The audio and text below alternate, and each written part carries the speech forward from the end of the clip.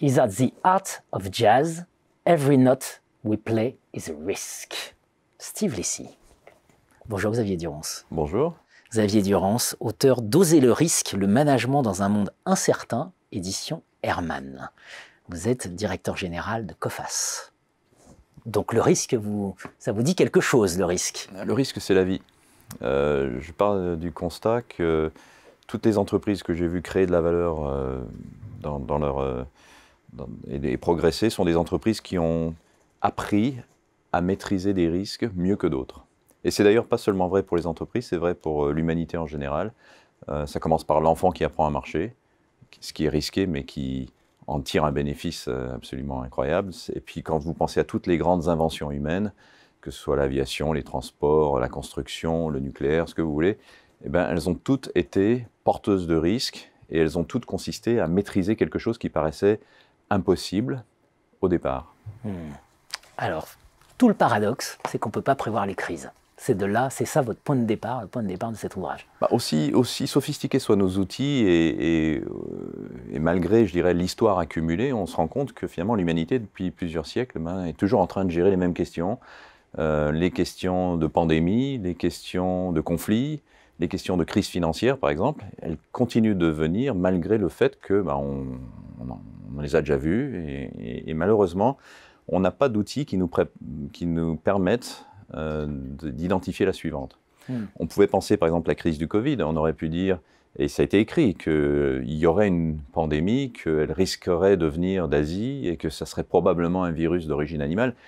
On a le concept, mais de savoir quand, comment, où et comment ça va se dérouler, on est incapable de le faire.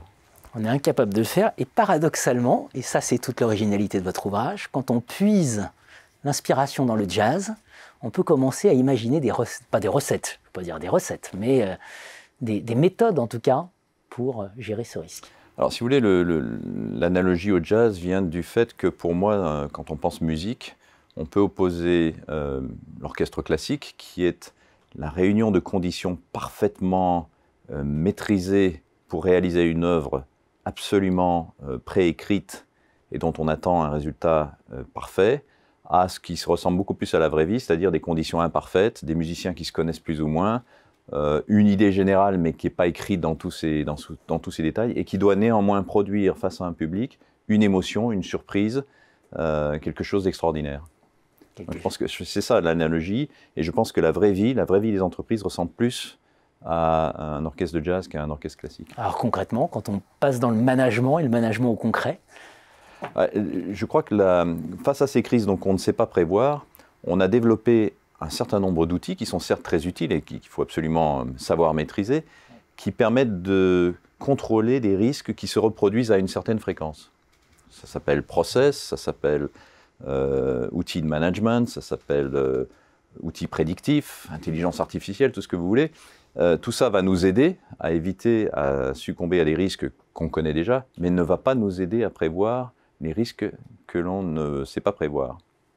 Et donc, la réponse à ça repose sur l'idée que j'ai tirée de l'observation d'un groupe de jazz et du fait que j'y participe de temps en temps, c'est de dire il faut faire confiance à l'improvisation, c'est-à-dire qu'on ne sait pas quand la crise du Covid va arriver, on ne sait pas par où elle va démarrer, on ne sait pas combien de temps elle va durer, on ne sait pas quels seront exactement ses modes de diffusion ou sa létalité, mais néanmoins, par rapport à ça, il va falloir pouvoir improviser une réponse efficace, et pour ça, il faut réunir des compétences multiples, et il faut que chacun puisse jouer un rôle collectif, apportant son expertise à un ensemble qui est assez indéfini. Et je crois que la question que je me suis posée, c'est comment est-ce qu'on réunit ces conditions dans le cadre d'une entreprise? La réponse étant en créant une culture d'improvisation, une culture de gestion des risques, une culture de partage des responsabilités. Et ce n'est que par la culture qu'on peut vraiment, à mon avis, répondre à ces questions. Un mythe dont il faut se méfier, selon vous, celui du sauveur. Alors celui du sauveur, il est très inscrit, si vous voulez, dans notre culture collective. Vous allez au cinéma et vous allez voir un héros qui, à lui tout seul, va sauver l'humanité de tout un tas de méchants qui veulent la contrôler et l'exploiter. Et puis ça prend le nom de Superman, Batman, Spider-Man, tout ce que vous voulez.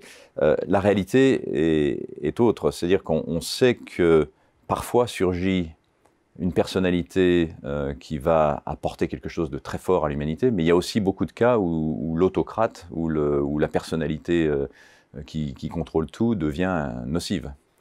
Et donc je crois que ce mythe du sauveur omniscient qui va vous apporter la réponse est en fait assez dangereux, et je milite pour plutôt un leadership éclairé, conscient de lui-même, conscient de ses faiblesses, en prise avec le réel, en permanence, et capable de fédérer autour de lui un ensemble de compétences uniques pour répondre à la question du moment. Et une culture d'apprentissage. Et une culture d'apprentissage. Je crois qu'il est très important dans une entreprise que chacun puisse expérimenter, se tromper, à condition que ça ne menace pas l'équilibre de l'ensemble, bien sûr, hein, que ça ne mette pas en cause la survie de l'entreprise, et puis apprenne.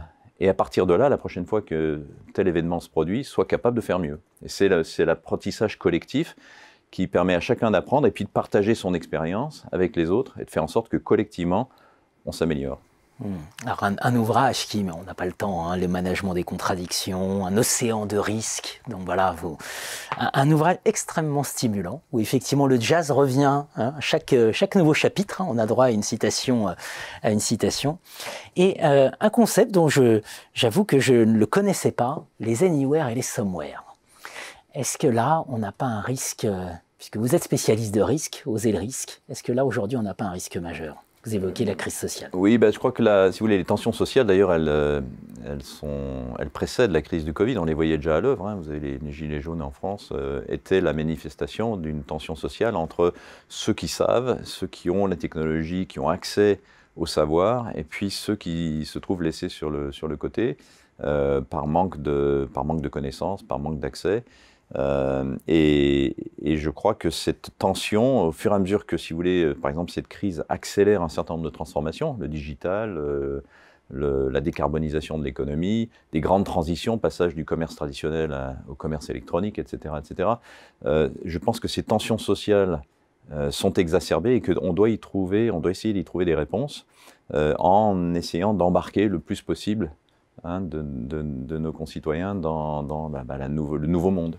Bien sûr. Alors, peut-être une dernière question, et en invitant évidemment à aller lire votre ouvrage. Vous êtes polytechnicien, vous êtes X-Pont. Un X-Pont et le jazz, voilà, spontanément, on ne fait pas l'association. Qu'est-ce qu'on apprend? Qu'est-ce que la musique, ou méditer la musique, nous apprend quand on est plutôt matheux? C'est l'image qu'on a normalement du polytechnicien. Oui, mais maths et musique, c'est souvent assez associé, puisque peut-être que ça fait appel au même mécanisme de construction un peu, je dirais, ou de conceptualisation d'un univers. L'univers musical est assez algorithmique, est assez quantifié. Et puis une émotion. Moi, j'ai mené ces deux études de front, et donc à un moment donné, je me suis trouvé à devoir choisir entre être musicien ou être chef d'entreprise, et j'ai choisi d'être chef d'entreprise avec un hobby qui soit la musique. L'inverse est plus difficile à réaliser. Et diriger comme on dirige un groupe de jazz. C'est ça. Merci Xavier Durance. Merci beaucoup.